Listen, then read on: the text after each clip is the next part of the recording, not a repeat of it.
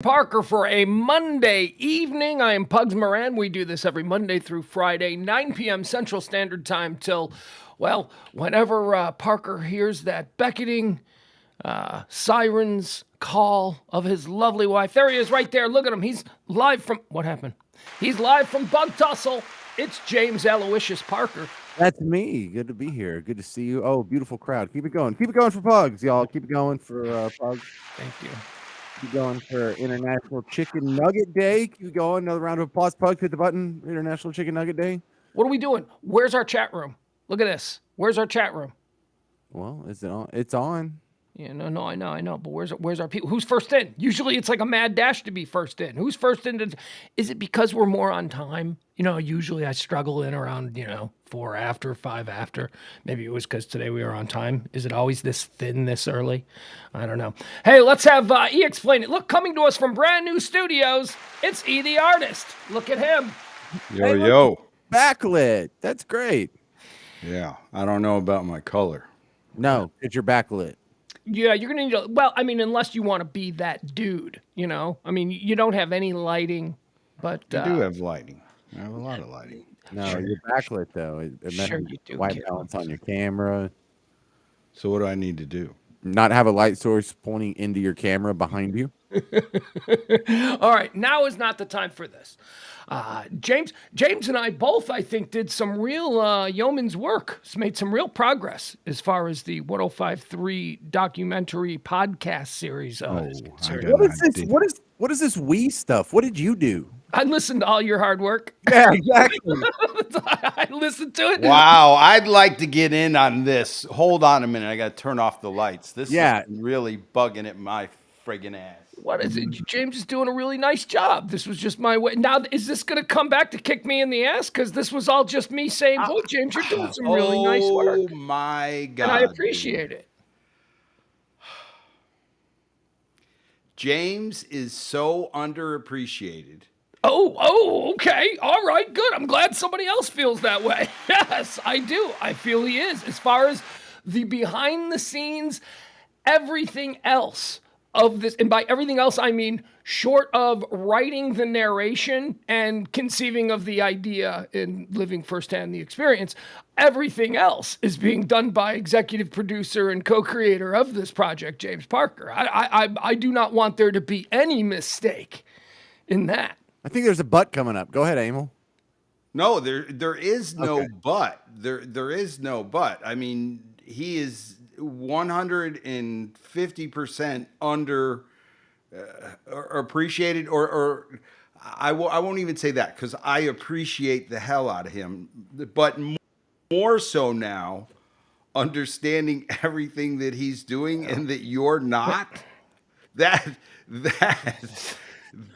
is just I'm not correct. Okay, what am I not doing? You are at the head of the ship. What am I not doing? You are at the head of the ship, okay? Like you are at the head of the ship. But it's the waves in the whole storm that's in front of you and all this and all that that's changing the course. And you need a guy steady on the rudder, and that's what James is. James is steady on the rudder, and he's got this 105.3 ship going out to sea amidst you're just standing there at the bow and going, I'm the fucking captain. Well, okay. And what are you doing exactly? I just got on this fucking nightmare. I'm just recently got on. I don't know. And so I talked to James. Now we're getting to the point. Process. So I talked to James. I called James the other day trying to figure something out. And he thinks I'm trying to offload a task onto him. I don't know what the hell's going on this show. I don't know what Pugs and Parker or Parker and Pugs is. What did Emil ask you to do that you didn't want to do? I didn't ask him to do anything. He took it like I was calling, asking him to do something, and I was just trying to figure out on this ship who did the tasks. And so I'm asking him who's doing the task, and he is taking offense to my trying to figure it out because I don't know who's running the fucking ship. All right, settle down. Is that true, James? Did you take offense to Emil's inquisition? offense is way too strong of it. I did push back on the idea that maybe there's more I could be doing, right? Because and like Amel's not wrong, but it's just weird to me that there's supposed to be like 3 people on this project, or maybe even 4 people on this project. But I've booked almost all the guests except for Mondo. Thank you. I've done all the editing. I've got it all categorized out. I got the taxonomy into 10 episodes, and when you go back and you look at the folders and what I already have edited in there, we've got almost 20 minutes of great content for like 8 of the episodes already, and it's going just as good as we hoped. I'm not gonna say it's like even better than we dreamed. No, this is about as good as I would say it's going better. I would actually say it's going better, and I am a huge pessimist. Well, and I also know that because Pugs gave us sort of the sneak peek of the intro. I already knew which way the rocket ship was blasting off in, and I've just sort of been adding to that general direction. And so not only is it all working, but we're all kind of on the same page. And so when Emil calls me, we're just tossing around ideas. And look, I don't question his intentions. And if Emil's got any business advice, I will always listen to him. Granted, our current station in life, I'd be an idiot not to be deferential. But when we're spitballing things, it's like, well, there's more we could be doing. Doesn't this project need its own Facebook page and its own YouTube channel? And is there who could make that? Well, I don't know. Who could make that? 2 people who aren't doing anything versus the guy who's doing everything. The guy who knows how to do it. Ask me to make a YouTube channel. I'll make a YouTube channel. You see this? There. See, we made progress right here. I've got this would go on the one that Ed already made for us. This is the YouTube channel. This is the YouTube channel. Okay, so you see that graphic up there? There you go. You see that? See that graphic up there? I made that. You see the promos? I made that. You see all the other graphics? I made that. All the little animations and the swoopies and the sound effects and all. I've done all that. Somebody do something else. Just do anything. Just do anything, and that would help. Make a Facebook page. Make a YouTube. Make an Instagram page. There you go. See? There you go. Well, there you got a whole list. Which one's you doing? Me doing? I don't even know what the fuck we're doing.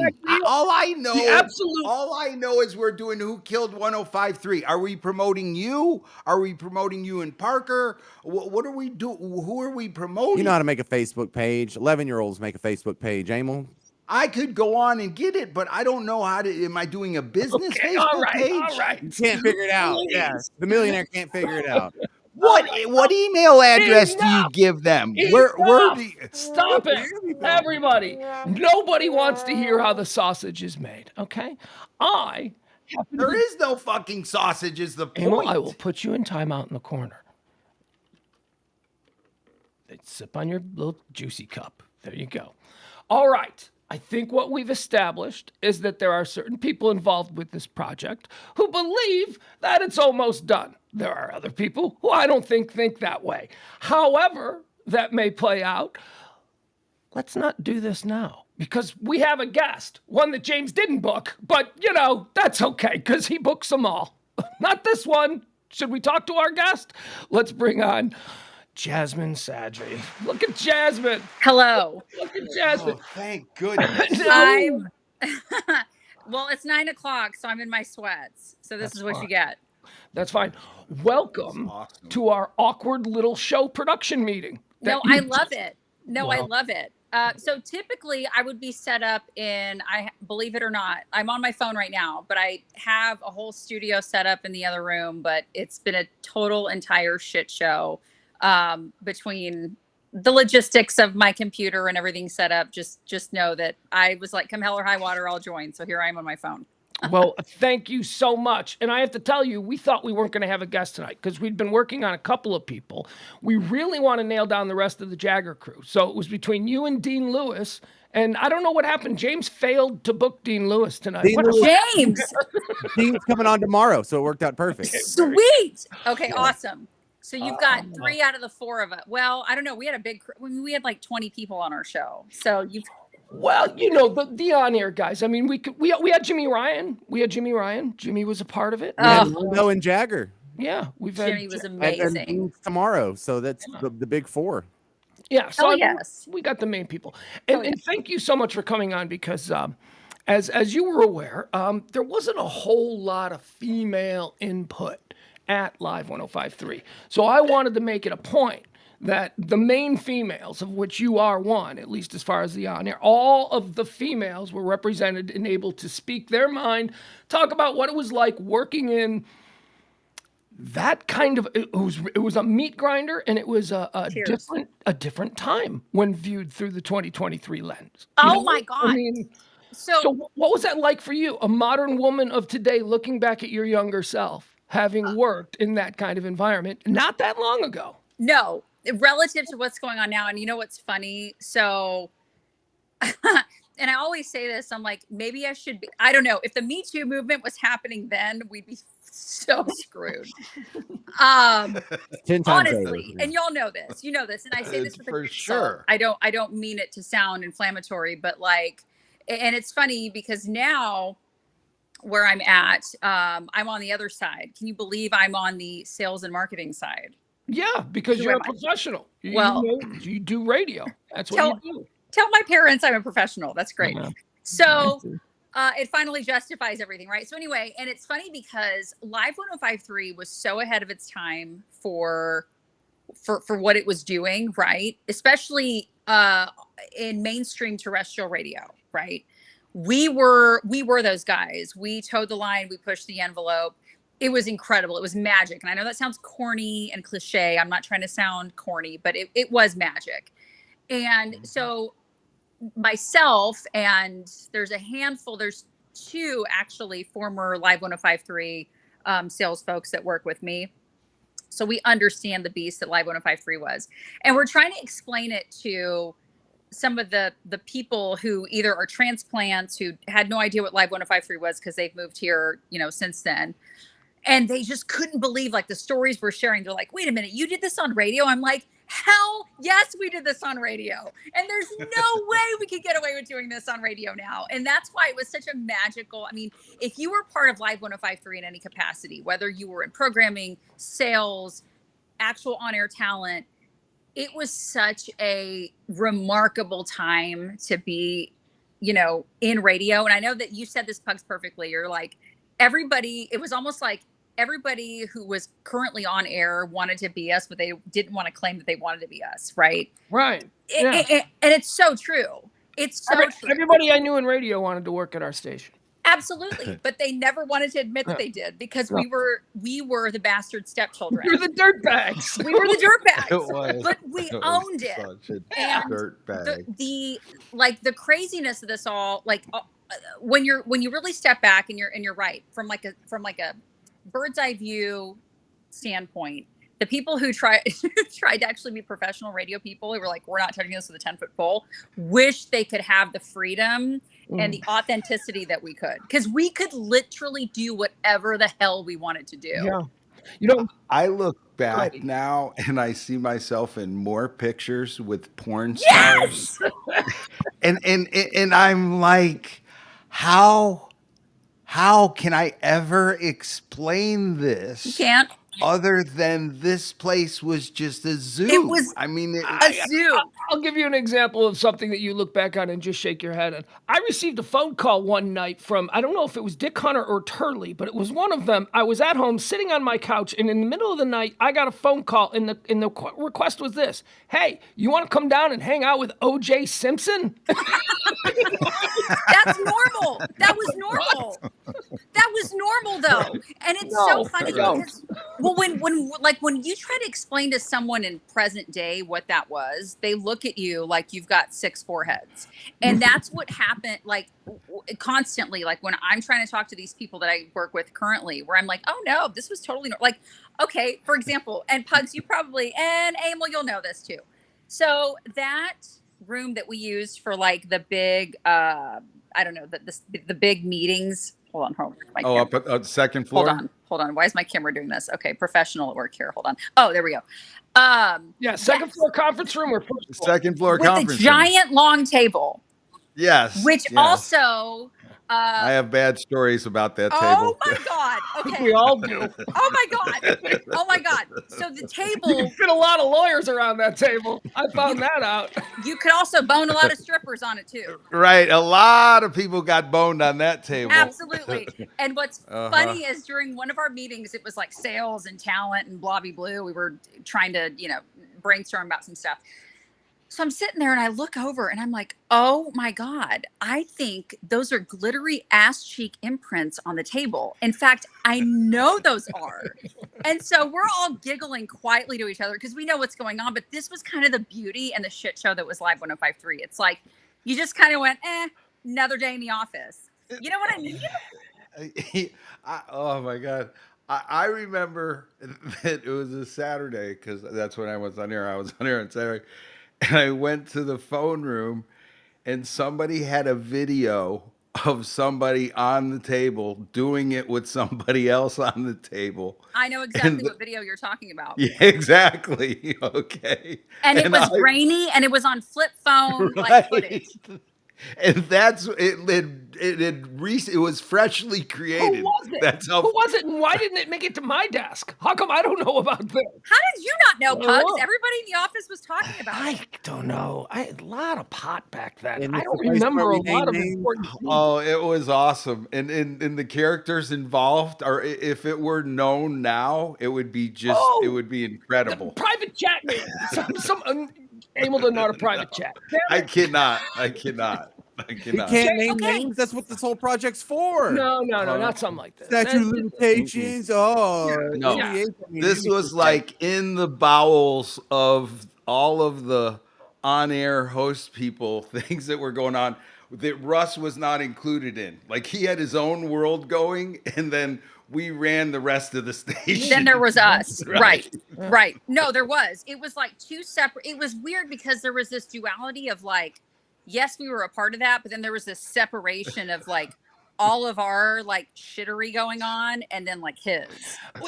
Well, and the fact that I was on Saturdays and Sundays, nobody was there, so we had run of the whole back office.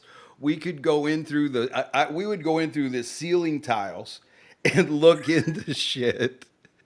And when he would be claiming that he had blown up offices and stuff like that, they were the ones that were having to fix them. It wasn't like management was coming, but they would not let me say that on air. If I said that on air and I blew his bit, I would have been off. Like I was given basically instructions like certain things you cannot be known if you know them not to be true, but talked about as if they were real. Right.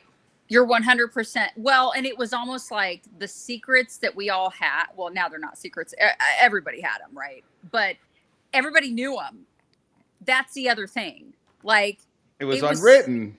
It was unwritten, but then after a while, it was like, nah, it's fair game. Let's all just share stories. You know what I mean? Do you think it was a trauma bond? Is that what we're having? Is a trauma bond? We're a bunch of pound puppies. That's what we are. It's the benevolent PTSD. James, I'm gonna want you to slide in here because I know you got questions. Yeah. Well, let's go through the basic questions here. Wait. Just let me follow up on something before we get too far away. Or not. Okay. Go ahead, James. I was just following up on something. I didn't want to interrupt her, but go ahead. James, you have the floor. Yeah, come on. Go ahead. Get these questions. All right. What were you doing before you got on Live 105.3? And when did you first hear about the station? When did it first come on your radar? Oh, geez. Okay, so this is not a lie. So I used to love Young Country. Is this going to exclude me from this now? But that was my first radar of 105.3. And then, so before Live 105.3, I was with Jagger over at The Edge.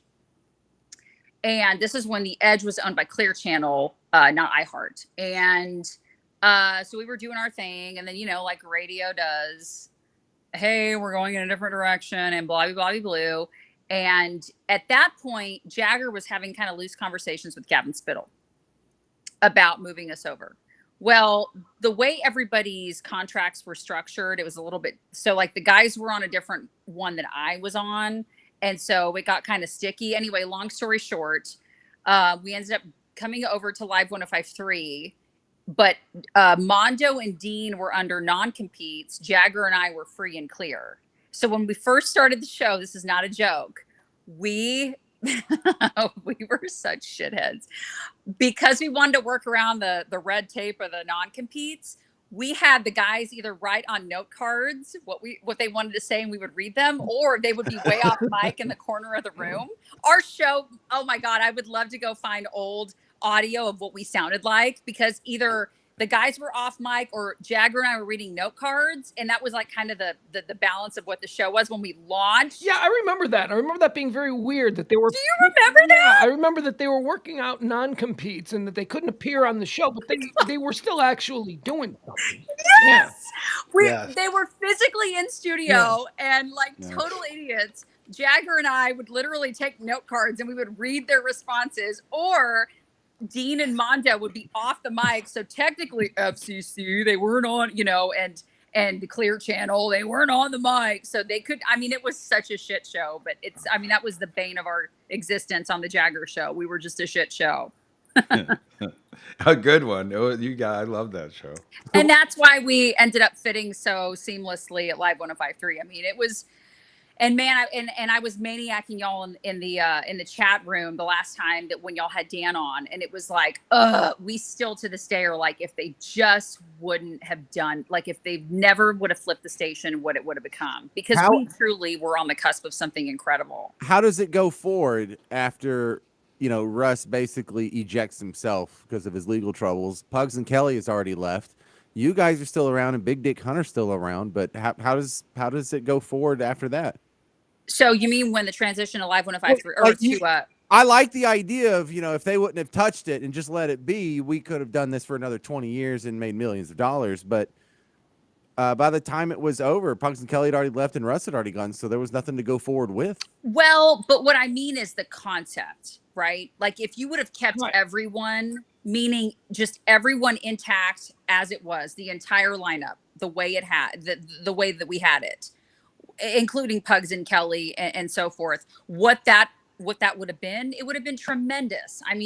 My God, we were printing money. It was stupid what that station was doing. I think a way to look at it is to just say the ticket in 2005 doesn't look anything like the ticket in 2023. But it's still absolutely, and it's still cranking out money. It's different shows, and hosts have been rotated and matriculated through.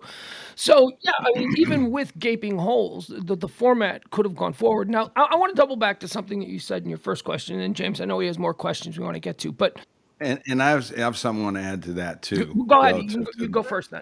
Well, just to the 105.3 thing, and like when Pugs and Kelly were leaving, and what would it be if they wouldn't have touched it?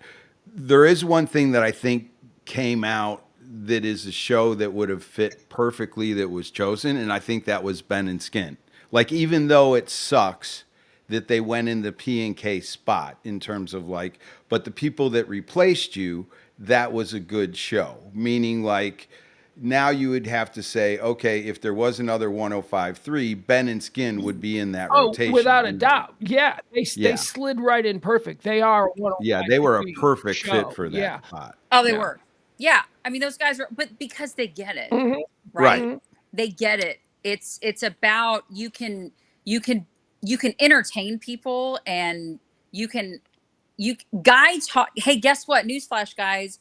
Guy talk and alternative talk sells. I don't know if people know that or not, but I feel like people are there's this perception of like, you got to do sports talk X's and O's. Well, you can still be a guy talk / sports talk. Look at what the ticket did.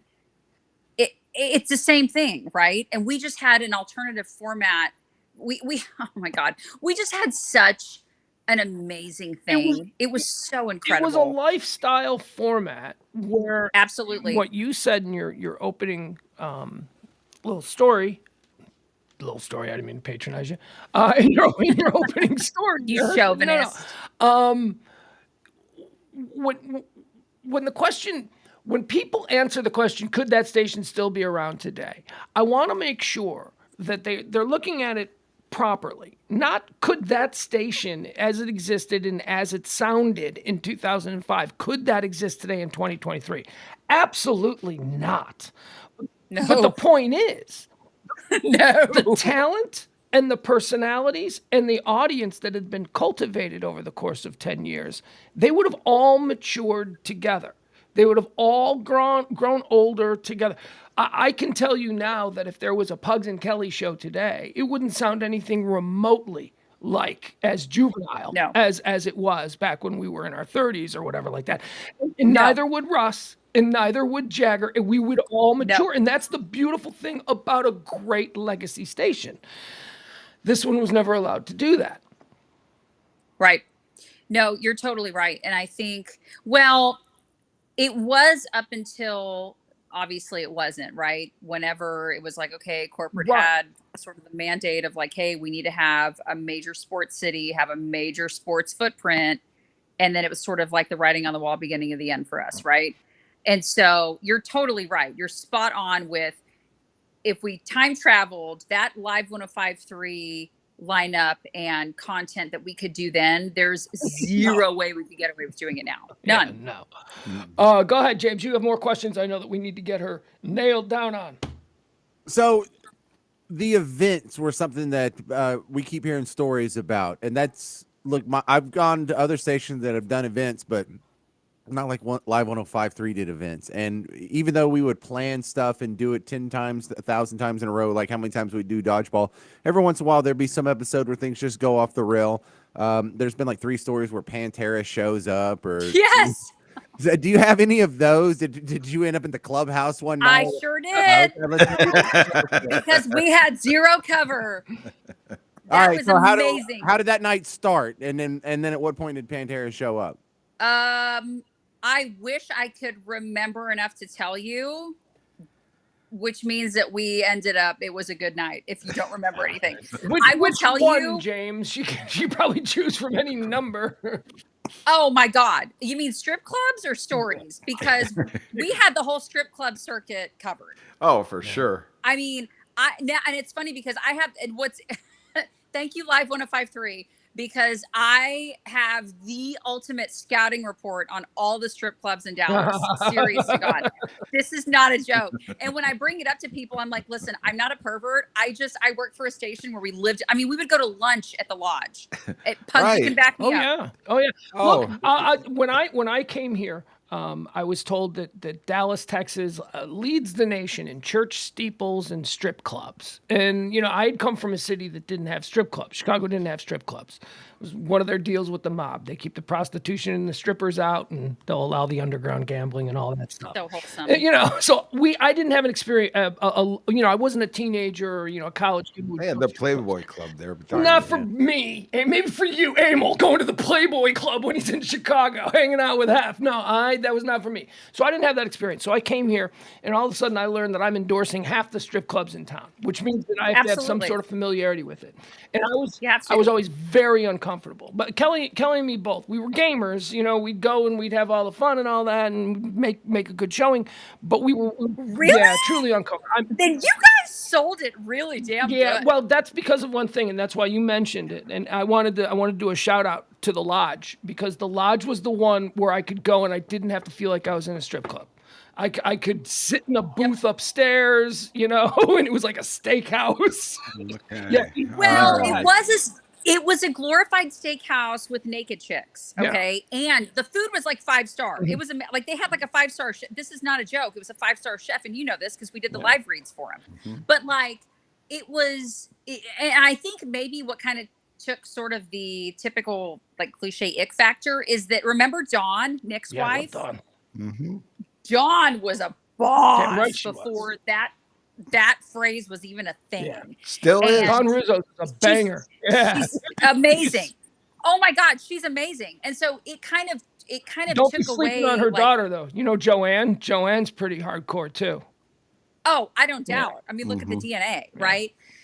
And so I feel like what we did was we sort of acclimated the audience, I guess, into this like, hey, it's not so bad, guys. Go get some lunch. Oh, wow. Like, we had like it's what it felt like. We had now that you mentioned that, it's kind of weird because you do look back and you're like, how did I get next to that person, and somehow it's tied to 105.3. Like, what was the guy that ran the brothel that died? Dennis Hoff. Dennis Hoff. Dennis Hoff. Like, I mean, Ron Jeremy. Yeah. How many? We were so skanky. God, Oh my God! Like, Station, it almost makes you wonder: did we accidentally meet Harvey Weinstein and not realize that we did? Probably. So, one other thing about these strip clubs, a story that I was just reminded of.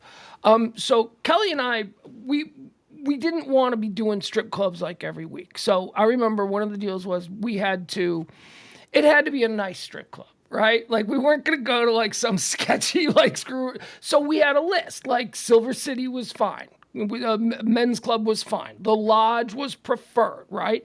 But I can't tell you. Oh, the Lodge was like number one seed. Everybody wanted the Lodge because it didn't feel like a strip club. I can't tell you how many times a salesperson would come to our door, knock on it, and stand in the doorway and go, "Pugs, Kelly, baby dolls, hear me out." Go into like a baby dolls, but I mean, there were just places we didn't go to, not because because all the strip clubs wanted to be on our station, but we just kind of wanted to stay at least with the nicer ones, the higher end ones, the ones that, Yeah. What were we thinking? Come on. Well, we had our finger on the pulse of the dirtbag community. Yeah. We did. But man, were they loyal. Yeah. Well, look, in the Venn diagram of creepers that go to strip clubs and people who listen to our station, those circles overlap a lot. Let me tell you something else, though, about the listener of 105.3, where you're absolutely right. There were a lot of, and boy, I probably can't even speak to the tip of what Jasmine can speak to, but there were a lot of creepy listeners. I'm sure Jasmine met more of them than I did over the time. There were a lot of creepy listeners, but here's the other thing. There were also a shit ton of really smart listeners. Like, listeners really smart, which makes you go, what are you doing? You're too smart for this, right? Half the people I would meet at Dodgeball, I would be just walking on clouds. I'm like, he likes me. That's a guy who likes what I do. Isn't that wild? It's so nice when you can like your fans. Yes, which we absolutely. And a lot of them met that description. Absolutely, but they were so loyal, and I think that's what was so. And it makes me think, my God, what if we had social media back, like social media as we know it now, back then?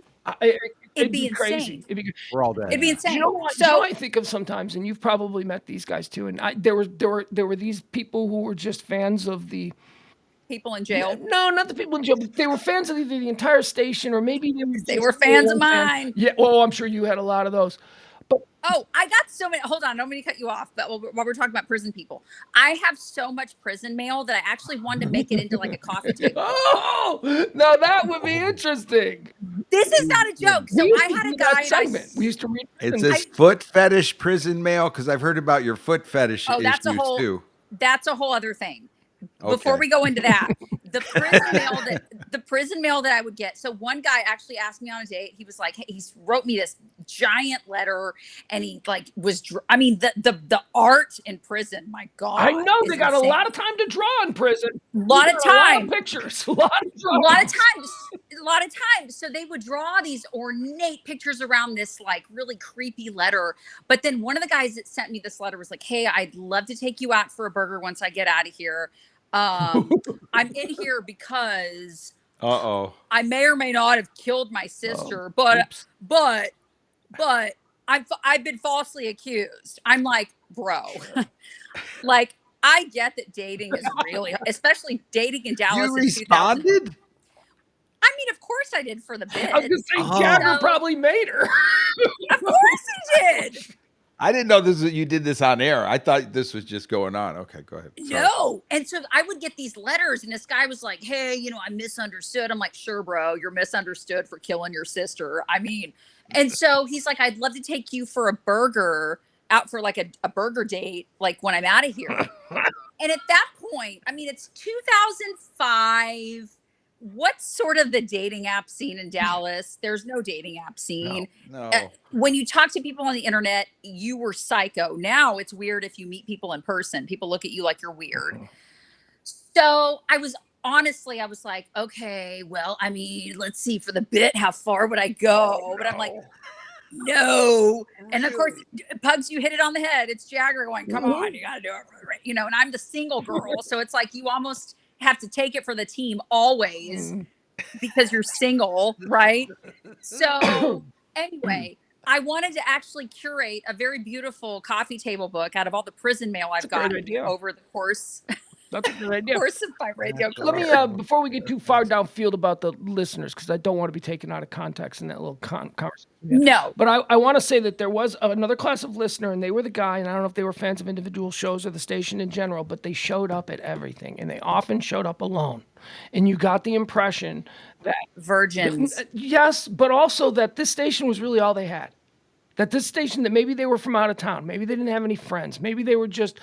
I know that when me and Kelly first moved down here, we sort of surrounded ourselves with a gang of just listeners who were also from out of town. And it was... And I came to sort of notice this sort of person who was attracted to 105.3 when they weren't attracted to the ticket or other local stations. They were attracted to us, out-of-towners. Liked our station because we weren't what was to be expected from an FM lifestyle talk station in Dallas. And anyway, I just wanted to throw a shout out to those listeners, those lonely single guys who were, here on business for 9 months and ended up loving the station, or, the people who came for years to every event. And they were always nice when you said hello to them. I mean, you talked about the loyalty of the 105.3 listener. It's a goddamn beautiful thing. It really was. It was a dating app. It was a dating app. I mean, so much so that now that you're talking about this, you guys, like I'm thinking of the guy that I for whatever reason, all I remember is him laying in nothing but a pair of diapers on our console, and I was painting him with my toe. I'm standing on the console and I'm painting him with my toes for Stars tickets. Whoa. I have no idea how all of these dots connected, but they connected. And that shows you the loyalty. There is a grown-ass man in a pair of diapers and nothing else, allowing me to paint his body with my toes. Right. No, I want to know the conversation that led up to that. I want to know how you came to that. What idea lost? James? If that won. Yeah, what were we all supposed to do instead? Right. All right. Hey, so tell me your story on the flip, like the marching band. Did you know this? How much heads up did you have? Did you find out the hard way? When did you first hear the marching band crap? Tell me the day of. Okay, so there were rumblings of it, and you know how radio goes, right? Like you basically know at the very last minute, everybody does at the same time, right? Depending on kind of who you are and where you are on the tier system. So the marching band music, I remember that vividly. And then before we knew it, it was like, okay, this is happening. And then it just flipped to sports. And it was honestly such a whirlwind. A lot of that was a blur for me. And that's like no bullshit. It was almost like, this happened so fast, and this thing that we were creating almost was like, I guess, I don't know, ripped away. Is that a good way of putting it? Because of what we were creating, and it just felt like you just kind of were going where you were pointed, and you were just thankful you had a job, right? Is that? Oh my God, totally get that. That's the first thing when you are a radio professional and you understand a flip is coming. Your very first thought is, do I still have a job? That's totally normal. Absolutely. I told this joke before, but when we were doing our afternoon show at the Boat and they called us in and told us that they were flipping formats to a Spanish music dance format that they had for like 9 months and then flipped back. We're sitting in the meeting and Kat explains. Did you get your Rosetta Stone ready? No, Jasmine, that's what Kelly said. Kat goes, yeah, we're flipping to a Spanish language dance music. And Kelly said, well, that's a problem because I don't speak Spanish. Yeah. And I thought she was going to say because I don't dance. We knew we were going. I know it didn't dance. No, we knew. God, flips are the scariest damn thing. They're the worst. You've probably been through. Dude, that was so troubled though. Those 6 months at the Bone. It was awful. Well, yeah. In history now, you get a clearer lens of what that was all about. There was a fight at the top of the company. That's the president, the guys that promised to stay a certain format for a period of time and hire us. They were gone, and new people came in, and they. Cumulus. I just remember Did you ever work answering for the Cumulus, phone. Jasmine? Oh. Yes, I did. And Westwood won. Yeah, but how about that Cumulus shit show? Huh? I mean, I don't know. Look, it's supposed to be better now. Apparently, Mary Burner. I signed an NDA, so I cannot say anything. Okay. All right. I'm just saying, look, all radio companies had problems. I don't think you'll get a bunch of people singing praises of iHeart, Odyssey, or Cumulus for that matter. But, The only thing I can say is I was working for free and you had to sneak me in every day. Okay. Yeah. I was giving them free labor and he had to sneak me in every day to answer the phones. They didn't even have anybody answering the effing phones. With like half the management. That's how crappy that fucking place. Excuse me. That's how awful it was. That was a terrible. All right, Jasmine, we're gonna have one episode that has everyone's how I got fired story. What's your how I got fired story? Like when you finally left 105.3. I know it was the fan, but how did you depart? Got an NDA on that one too? Kind of. Troublemaker. Oh. Kind of. Yeah, let's just say that. There was a lot of I wish I could tell you, but there's things that I cannot disclose about that. This is the shadiest station I have I've ever one. worked for. I Like have one. 20 years later, I've worked for like 6 different stations, and I think this is still the shadiest. It's the shadiest, but I loved it. I mean, Oh, yeah. So great. I mean, You're the only one that didn't have sex in your office, Pugs. I am. I'm the only Yeah. we figured that out. I'm the only person. How lame is that? Like 7 people, like even Cody. Jasmine, even I never Cody. thought it was an option. I never even thought that was.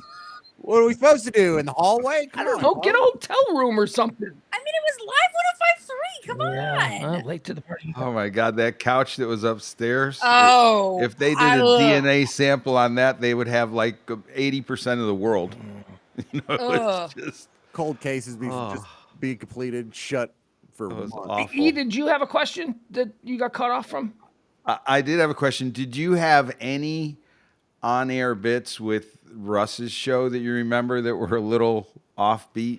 Yeah. What was your relationship with the afternoon show? They were always. I mean, honestly, they were always great to me. Russ was kind. I never knew how to read Russ, and I think that's just kind of normal for anybody. Most right? people, we've come down on the word complicated as Very best way yeah. to Yeah, well, and I describe remember his the first mercurial time. ways. The first time I had an interaction with him, I mean, we'll call it interaction.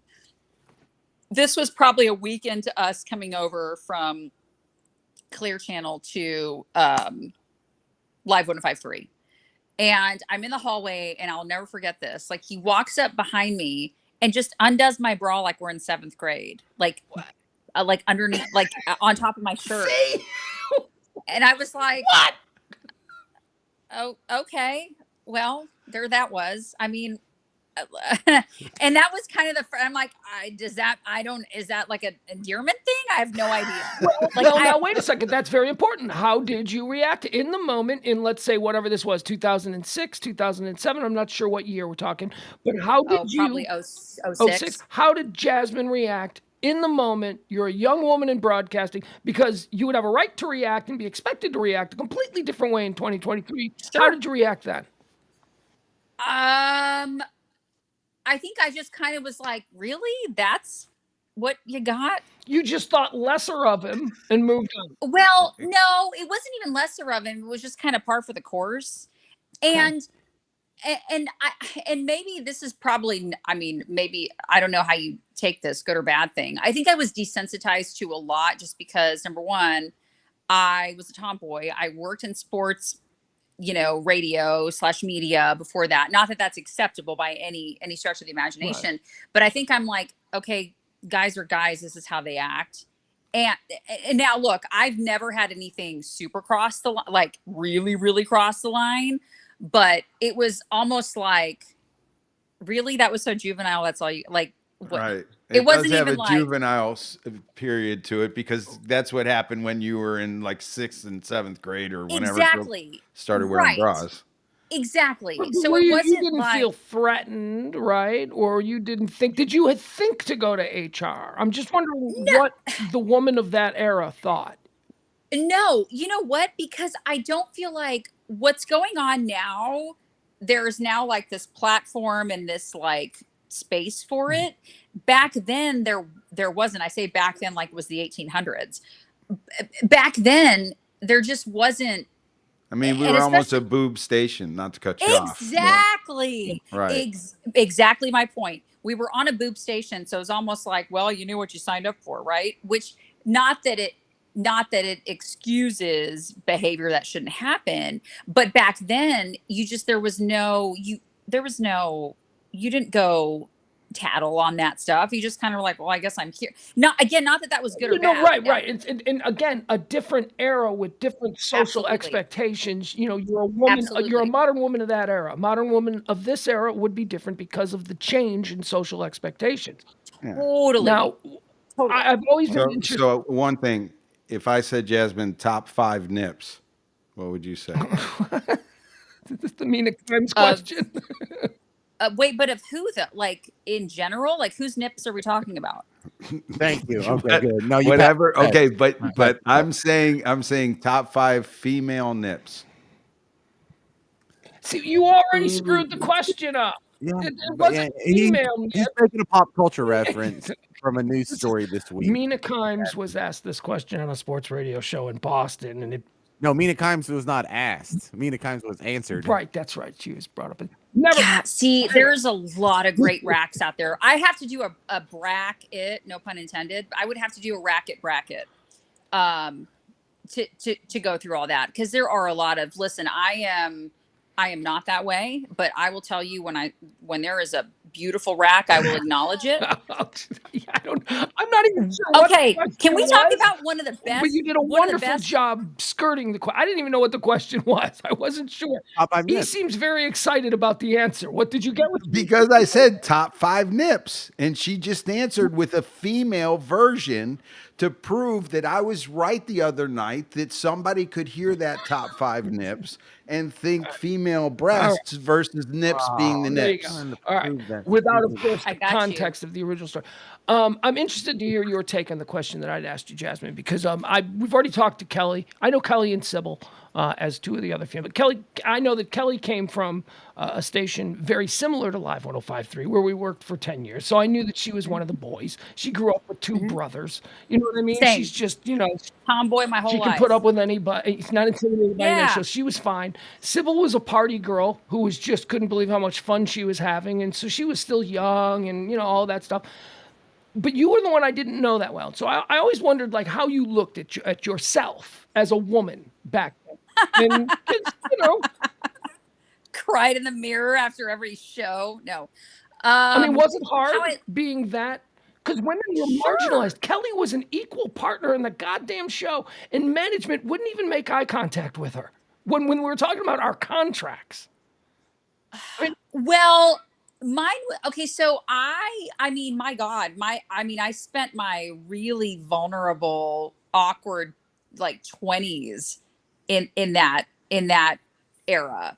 So I was already sort of battling this like internal self-esteem situation, right? As any 20 something girl would be doing, on top of layering just again the shit show of what we were, right? So I kind of was in this weird sort of like, I don't know, I'm like coming of age as like a woman in her 20s, but then also like in this like this 105 fishbowl. yeah, where you've got all this like testosterone but also this like weird estrogen that's also a layer. So honestly just kind of I don't know, my which probably explains why I'm in so much therapy now, but like really figuring my 20s out while I'm like while this it's under this lens, right? And again, not a victim here. I this was something I was a part of, but looking back on it, it explains a lot of the emotional damage and trauma that I sustained in my 20s. That's for sure. We all have scars. Yes, we do. James, anything else for Jasmine? Any secrets that you want to get off of your chest? I know you still work in the business, so there might be some strings attached to the information that you're holding close to the vest. And NDAs aside, is there anything you'd like the world to know now that the statute of limitations is passed? I mean, there's honestly, and this is not like some bullshit answer. I've always been an open book for as far as I can go, obviously with NDAs and all that mess. There's just really, I mean, everybody saw, I mean, everything that my life was an open book, and Yeah. it kind of still is. So there's really nothing where it was like, oh, it's some deep, dark secret. What you saw play out live on the air, at least for me and our show, if I'm speaking just on that, what you see is what you got. So there's just, and I'm not trying to skirt anything. There's just really nothing that I mean, Pugs knows we were open books. There's just really nothing that I would have left to really say. I mean, for crying out loud, like my broken engagement, we hawked my ring live on the air to somebody. I mean, like there was no stone left unturned. Well, that was one of the things that I really enjoyed about the Jagger Morning Show, is that it was not unlike our show and not unlike Russ Martin's show. It was an ensemble show. And the reason that you have typically an ensemble show is because more people in the room lead to more life experiences, which leads to more scintillating conversation about crazy things people are getting into. What I always appreciated about Jagger, and we did the exact same thing, was it was always real. It was, you were willing, if you were a part of the Jagger show, or if you were a part of Pugs and Kelly, and you broke up with your girlfriend the night before, or your boyfriend dumped you, there's no way in hell that's staying off the air. You better come. No. As a matter of fact, there were times when I would manufacture arguments with people I was in relationships with because I wanted something. I needed something to talk about. Oh, it was awful. How And it's did it probably affect your relationships? Oh my, are you kidding me? I was chronically single because of that show. And I signed up for it, right? I mean, it was really, so what's interesting about Live 1053, we were kind of coming in on this obsession with reality TV, right? And Live 1053 was such a perfect sort of radio bookend of that, right? Think of like the aughts when it was when our station was just crushing it, right? This was in the heyday of reality TV and all of like the real, like that real smutty gossip era, right? You know what I'm talking about. Yeah. I know exactly. TLC, Sheer Dallas, I did on the air. You know it. And this was on the heels of all of that. And so like when sex tapes were like a real thing, and now people just yawn like, okay, next. You know what I mean? So we were kind of in this like really sort of formidable era for all of that. And so that means all of us as personalities, our lives became part of that sort of reality, vulnerability and outspokenness. And so I knew what I was signing up for when I did it. Now in hindsight, I'm like, oh my God, was I nuts? What was I thinking? But you right? wouldn't trade it. You look back now and you're like, man, that was some of the craziest funny times. Wouldn't trade it for the world. Jasmine, would not trade it for the world. Did you guys on your show, like when you were off the air, maybe you were out at a bar night and you're hanging with Mondo and Dean, and there's listeners around and something happens and you're telling a story. Did you guys, like on our show, James, you probably participated in it. Everybody knew on our show that before you told us anything, if you didn't start out by saying not for air. Not for air. Did you guys do that too? We had a clause. We would say not for air. It was like Simon Says. It was like Simon Says. And and to be clear, the not for air pertained to somebody else's version, us protecting somebody else, right? Me, great. I always joke that I would share everything. I mean, down to my social security number, save for the last 2 numbers, right? Like that's how open I was. However, I protected the people who didn't sign up for what we signed up for, right? So if I would say not for air, it was to protect that person's side, not mine, if that makes sense. So one of our you know what, Paco? I don't care. It's Paco. Paco, we were out on a bender, and we were just wasted. And we were coming back from Tyler, Texas. It was the opening of the Pub and Grub in Tyler, Texas. Yeah, James. And we were in a limousine. We were coming back from a limousine. And Paco was quiet for a long period of time. And then he just looked at me and he said, and I shit you, well, that's a bad choice of words. He looks at me and he goes, not for air. I think I just shit my pants. And he did. He did. And I've never talked about it until now. Because the not for air clause and Paco is no longer with him. And I love him. And I know that he would be totally okay with me telling that story now. Oh my He had those God. shits from being hungover.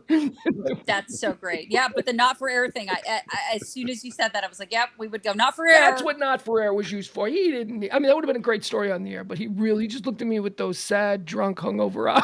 Not for air. Oh, we've all I been just there. shit my pants. We've all been there. Yeah. We have all been there. Who hasn't thrown your soiled underwear out a moving car window? Yeah, no, and it wasn't like a baby diaper. It was just like, he trusted one, and he shouldn't have. We've all been there. You know? Ruined a good pair of hanky pankies, and those things are expensive. Those are $30 a pop. Not for air. Oh my. Not for air. Not fair. Go ahead. I'm going to let you wrap up, unless you've got another question. I wanted her to wrap up with. I have a question. I do have one Okay, question. go ahead. Then I'll jump and let you guys get her out of here because I know she's got better What's things holding to you do. back from putting the book together with the love letters from jail? Nothing. I mean, it's just I've got them all. It's Well- just a matter of putting them together, like just binding them together. Pugs is a good author who follows through with his book projects. Yeah, I got a publisher for you who's looking for a Are you project. thinking of like making it available in print, or is it going to be like online on a website? See, I don't know. And I love how you're thinking. You're thinking like bigger picture. I was like, oh, I'll just put them together in like a little keepsake for my coffee table. But shit, if I can spread the love to coffee tables. Well, I've all heard across about the this foot fetish creating a stream of income for you. So I'm thinking maybe you combine the foot fetish and the love letters from jail, and you might become kind of like, a social media kind of hit. Jasmine, I'll never- just get all the letters together. James will do all the work. Don't worry about it. Oh, thank you, James. I appreciate that. So, okay, the foot thing. Let me address this because people think that I'm starting this. So this is not a joke. Oh gosh, when we were still on Live 105.3, someone called in one day and was like, hey, did you know somebody? No, sorry, this was on 105.3 The Fan. They were like, did you know somebody started a Wiki Feet page for you? And I'm like, Wiki Feet? What are you talking? So it's like Wikipedia, but it's just for feet. And so it's like, and I thought honestly, I thought they were just kidding. I was like, what do you do? So I go Google it and I'm like, oh my God, there is a Wiki Feet. There is an actual Wiki Feet. So what they did was And how many years ago is this? This is like 15? Let's call it, what are we in, 2023? Let's call it, I don't know, 12, 13 years ago. That's and they how said, long it's been going on, guys. Listen to this. This yes. is awesome. This is so awesome. they started curating pictures. This isn't like, they're just pictures that they pulled off of my social media pages. So whether I was like, oh, look at my mani-pedi, me innocently doing this, not knowing there was a whole like dark underbelly world of people who did this, or just random pictures of me where they'd be like, oh, here she is in shoes with her toes showing, right? So this was not something that I signed up for. I love this. This is crazy. So when you Google Wiki Feet Jasmine, Jasmine Sadry, it pulls up. So there are people who comment, they rate. It's like Yelp reviews for feet. It's bizarre. So do you have an OnlyFans? Get an OnlyFans. A feet. Well, here's what's funny. OnlyFeet. Me and my girlfriends were talking about this, just doing it because it's not like porn. It's just our feet, right? I would do that. So, but here's the thing. I get requests. This is not a joke. This is where the money comes in, right here. This is spoken like true men who are like, are you kidding me? If this is, oh my God, if they want my toes doing this. So I get requests for people. So like, this is not a joke. I had emails for people who would be like, hey, on Thanksgiving, will you stick your toes in mash, M-A-S-H, potatoes? Will you wiggle your toes in mash potatoes? Seasonal, Christmas themed. I get people who will send emails, ask like requests. It's bizarre. Right. Oh, it's so bizarre. she's got work year No, I don't round. like this for you, Jasmine. I don't like this. I don't want to go. I don't want to to go all your dad on you, but I don't like this for you. I don't. The irony. I was Why, on Live dude? It's 105.3 and I'm cringing at this. It's feet. Well, first of all, let me ask you something. What's so special about your feet? Nothing. They're just feet. Is this your feet? Is this your feet? Isn't that weird? Look at that Is this your feet? picture. Weird. Okay, so I have pictures of my mani pedis. Is this your feet? Look at that. Fingers. Fingers for toes. Can you confirm I can pick this up is your remotes feet? with my feet. Yeah, those are fingers. These are your feet, though. Those are my feet. I think remotes those with are my feet. attractive feet. I don't know about a fetish Okay. for them. Thank Let you. me just say Right? this. Jasmine, do not take this personally, but I am a well-established foot hater. I think feet are gross. This is just so appalling to me. This entire concept. It's weird. Feet. It's they're weird, like little right? stubby finger. I just don't like toes. They're weird. It's weird. Mm. Look. Those are finger feet. I have fingers Those are for toes. money makers, is what feet those go, are. As far as feet go, they're lovely, I suppose. I Thank don't like you. feet in general, is what I'm saying. I don't blame you. It's bizarre to me. This is But But whatever. the fact that they're money makers, Well, that does pique my interest. Now I'm interested. Now Well, I'm just interested to see that we're probably going to get like thousands and thousands of views on this video just because I put up these two pictures. Feet. I'm not kidding you. The feet do it. It's the weirdest thing I've ever. It's fascinating to Guys, me. wouldn't it And be then- great if you found out a chick was into your feet and they, pleasured themselves to your feet? Wouldn't that just like be the greatest compliment ever? I would be flattered. Two, I'd also be a little frightened because that's Can Yeah, we come I up just- with a Pugs and Parker logo and have her feet like over top of it? I'm telling you, the feet people go bonkers. You want something to go viral? Put feet in it. It's There wild. we go. There we go. Oh, look at that. Bizarre. Jasmine, my grandma, when I was a little kid growing up, she like wore, I don't know, I guess it was the shoes that she had to wear for work. And so by the time she was like 75, her toes were like this. You see how I'm doing that? They were all crossed over, Oh. like permanently they looked like little like mutant claws. And Crossed over. she had to have surgery. And then the toenails probably look like Fritos, Oh, God. the Fritos And scoops. she would paint Are these them. all pictures of you and your feet? I've been traumatized by feet as a child. But see, look at Oh, my this grandma. weird. That's at Sybil's old pool, actually. That picture. Oh, jeez, Wow. look at the feet. All right, enough with the feet. We've wasted enough So of weird. Jasmine's. I don't important- know. I'm kind of convinced that I'm a little Weird. turned on, just a little bit. How dare you objectify me? Just a half. I was just, I heard that recently. You were on radio. I can't remember, where were you? Was it on the Freak or the Yeah, Eagle? I was on with Ben and Skin. Yes, and I heard about that's where I heard about this because I love Ben. Your and Skip. thoughts- That's I where I love heard your it. thoughts on Those the Freak. guys are my dudes, man. Well, I love those I want to hear your guys. thoughts about the Freak because that seems like I don't want to say they're trying to recreate what Live 105.3 had, but it's the closest incarnation we've had since the demise of Live 105.3. Certainly for Absolutely. freedom for creation, it is for allowing the talent to just put on shows because they're trusted as professionals. I've never seen that. Absolutely. And Absolutely. if Ben and Skin are the ones that orchestrated that, which I'm of the opinion that they had a lot to do with that, They just did. even more like, wow. you know? Yes. Seriously. Kudos to them, dude, to have the balls to say, hey, because they get it. They were at Live 105. They understood, hey, give these people creativity and freedom and let's go do it. And that's exactly what they're doing Yep. now. And that's what I'm a part of on like the brand partnerships and the marketing side, which I'm absolutely stoked about. The Freak is crushing it, man. Like as far as like that playbook of Live 105.3 and what it is. And kudos for everybody involved who is believing in this project because this Yeah. is the formula. Y'all know this. It's I the would like to formula. see- But somebody sitting outside, I'm like, just like, oh my God, they're crushing it. Like, I feel like they're hitting every mark of trying to get it to where that is. And I just been sitting here and I can say Pugs has felt the same way. Like we've had these conversations Oh yeah, off constantly. air. Yeah, we're watching it very closely. Yeah. Absolutely. I would like to see Oh, this. I would like to see this be successful in this market, so that then they could expand it outside. I think 100%. I would love there to be an option coast to coast, and if iHeart's going to be the platform that puts it up there, of talk Yeah. radio that isn't either right-wing politics or sports. There is more to talk about than those two formats, and that's Sure. all there Sure. really is. I know what you mean. You Right. mean like these feet. There's a we can talk about these feet.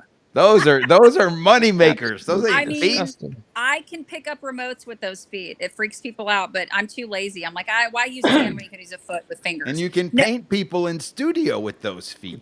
I I can. wanna I I did. wanna double back to something that we were just talking about with regard to you now being a part of what the Freak is launching over there. In a more management business side of things, the office side of things.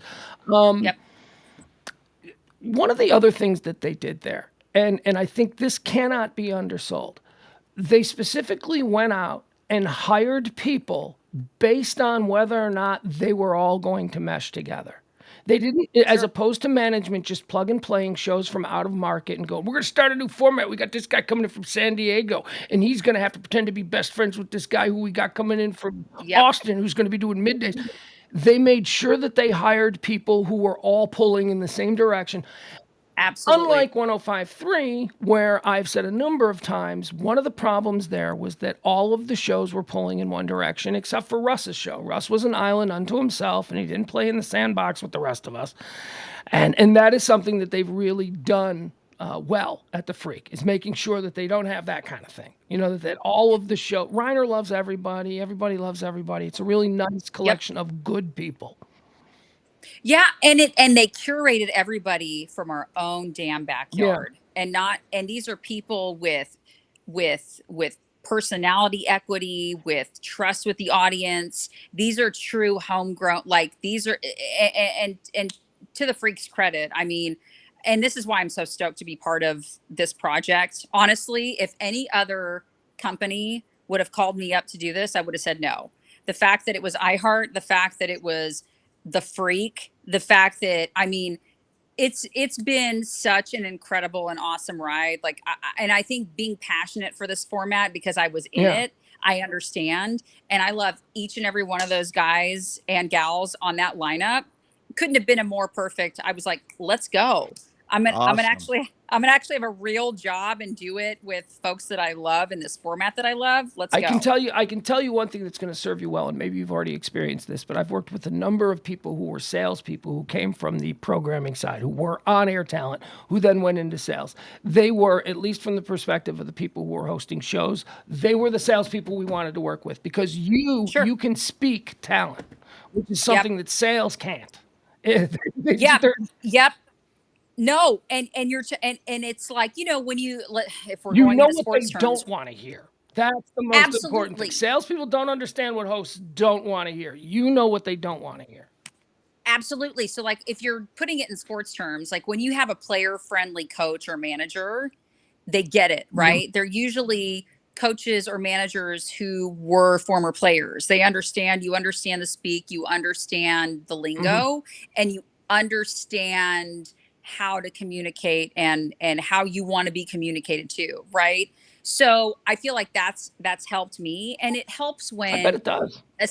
well, and it helps when you've essentially worked with half the people Sure. that you're putting into those Yeah. positions, right? So like I would never sell someone on something that I wouldn't make sense with them as a person or a personality. And every personality and every talent has their idiosyncrasies and their quirks of like how, you know, they either want to be approached or what they will do. We've all been there and done that. So I know what makes sense for each talent, Wait, so but to it's funny speak. that you say that because with the exception of Reiner, who's a little mercurial, the Freak doesn't seem like it has anybody that needs any special instructions to approach. You know, No, like, can you dude, imagine needing special instructions? Don't make eye contact with Mr. Skin. That would no. be absurd. Oh God, no, no. They're all so down to Right, earth, yeah. and they all understand and they get it. And the thing is, the bigger picture and the long game here is this thing that we're creating, right? So it takes certain things to be able to, like, if you're really truly in that long game format, you get what this means, right? And those guys are so, man, the passion for what they're building there is like at the forefront of everything, right? So we're And I looking at think it. you can hear that through the air, honestly. Like Absolutely. I hear that and it's encouraging. Absolutely, dude. And it's like, and to put it back in like, and I think this is where like the old live went. And it's funny because I had this conversation with Ben and Skin let's call it a couple of months ago, where it was like, God, what we're creating here, what is kind of like that old Live 105.3 playbook, but in like a different era of like speaking this language, right? So I think there's so much passion behind it because all of us who were part of that old Live 105.3 understood how magical this could be. And let's replicate that, but bigger now with the Freak. And I think that's what's going on there. And I'm so stoked to be a part of it. Yeah. I'm so stoked. This is I'm awesome. excited for you. All right. It's conversational. It's a great say, and It also is. it does that thing that I prefer with conversational shows, which is that it allows the audience to the audience is eavesdropping on those shows.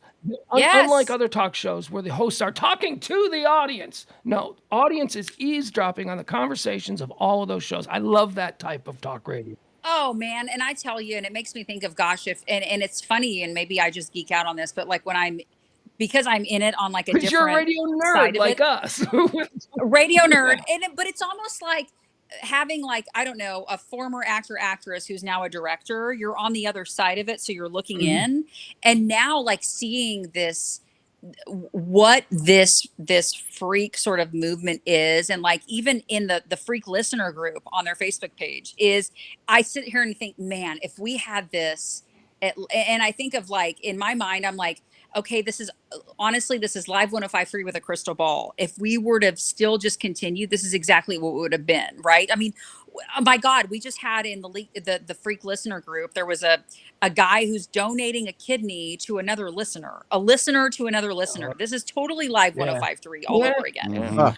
That you know what I mean, like that sort of like that fandom, that rabidness for each other, not even just for the station, but like the listeners became this family for each other, which was so magical. And that's what we're doing at 97.1 The Freak. And I think that's what's cool to see. And I feel like there's this like moment where like I look almost like, wow, like maybe that was preparing me for this, if that makes sense. I know it sounds corny, is but preparing us for everything to come. Yeah. So, yeah, absolutely. So like seeing it now and even talking to like, you know, potential advertisers and clients where I'm like trying to sell them like what this is and they're not understanding, where I'm like, let me tell you what kind of equity you're getting for your product right now, because this isn't just a throwaway line or read like you would get on a music station. This is truly like what we did. Live 105.3's advertisers and partners never went away. They were in the seat with us. They were ancillary characters, right?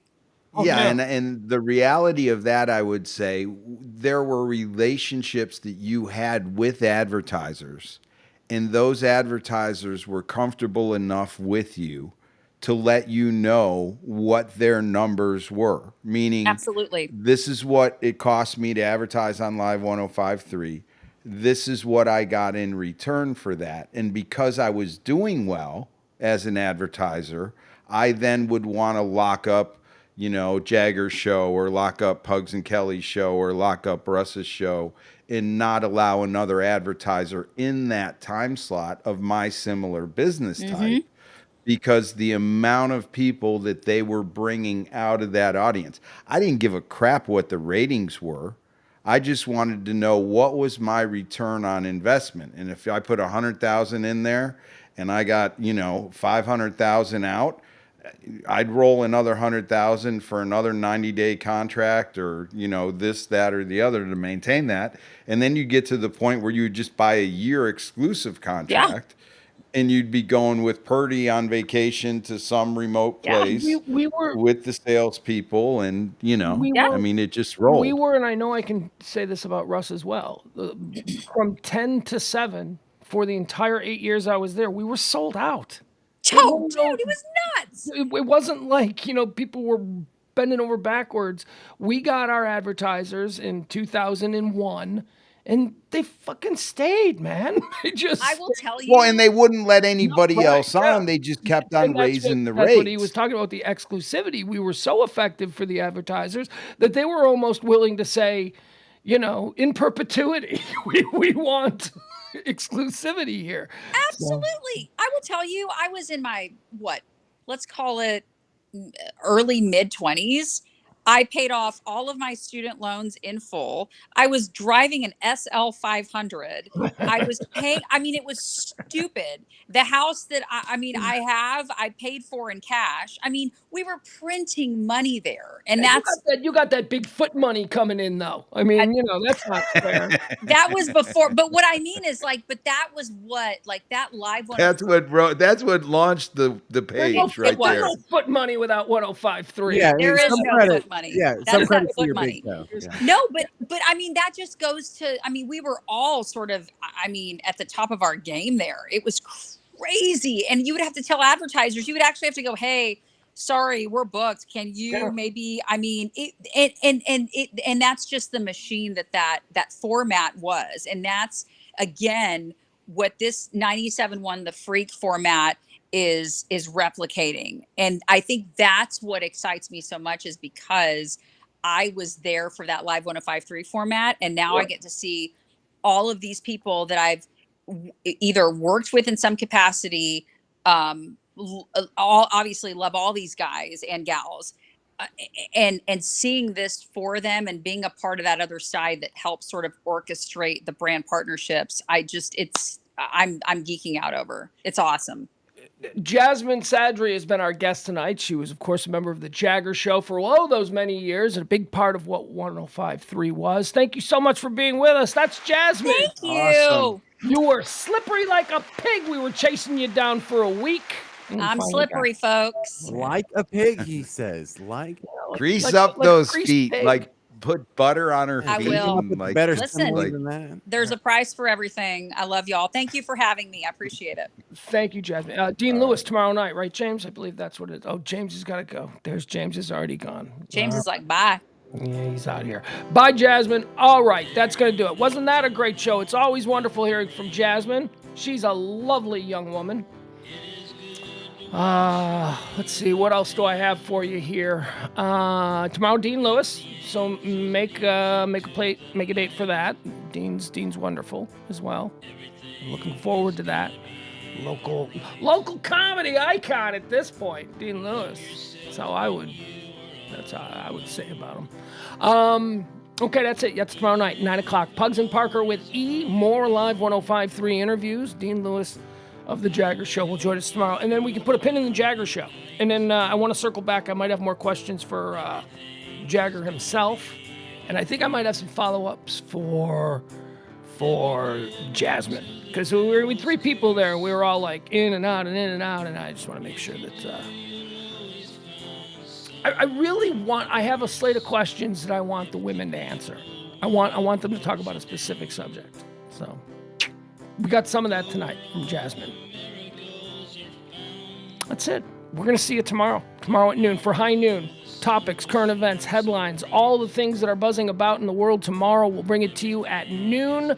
We do it every Monday through Friday. It's High Noon with me, Pugs Moran. Thank you, everybody. Appreciate you, and we'll see you again tomorrow.